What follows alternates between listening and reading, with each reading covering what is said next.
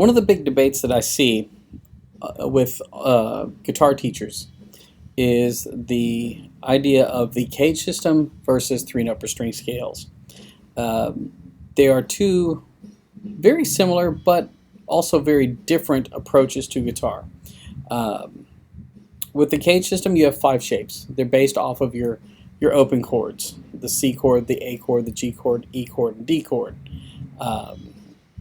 And along with each one of those shapes, you have a chord, an arpeggio, a pentatonic, and a scale. That is, to me, a very complete way of looking at it, because you can see you can see how the chords are connected, through the arpeggio with the pentatonic and with the scale. You can see how all the notes kind of just overlap. Now, the other side of the argument is that it's an incomplete system because you're not basing a pattern off of each note in the scale. And that's where three-note per string scales come in. There's a root note along the E string that follows all of the 7 notes within that given scale.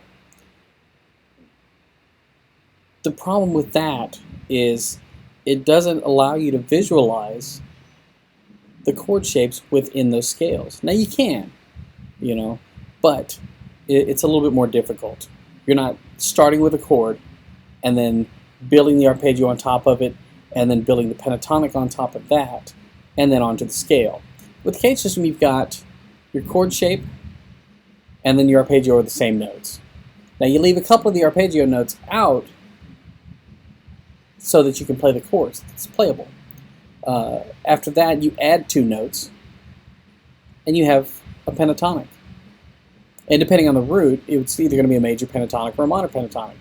And then you add 2 more notes, and you have your major scale or your minor scale, depending on which note you use as a root. Three-note per string scales, they're not set up like that. They are set up strictly as a scale.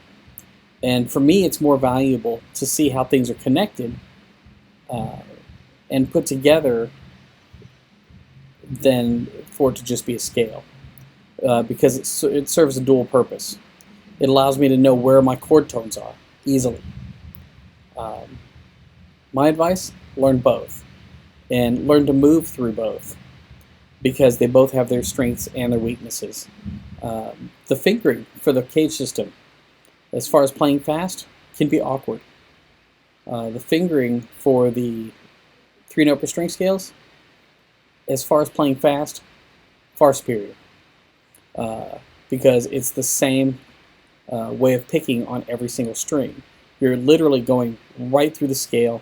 And typically if you do it in economy picking, you're doing down, up, down. You go to the next string, down, up, down. Go to the next string, down, up, down. And you're doing that through all 6 strings. It's not like that with CAGED system. But if you want to, understand the relationship between chords, scales, arpeggios, and pentatonics, go with CAGED system. That's why I know both. That's why I use both. For a long time, I used primarily, my diatonic scales, major scales, minor scales, the modes, when I improvised.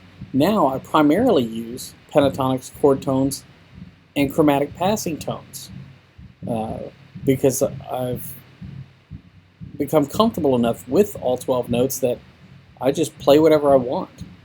And if I'm playing over a G chord, I start a phrase on a chord tone, end a phrase on a chord tone. I can play anything I want in between. So, that leads into another longer talk on improvisation, but as far as the CAGED system versus the three-note per string system, learn both, and don't discount the other one because of stuff that you read on the internet.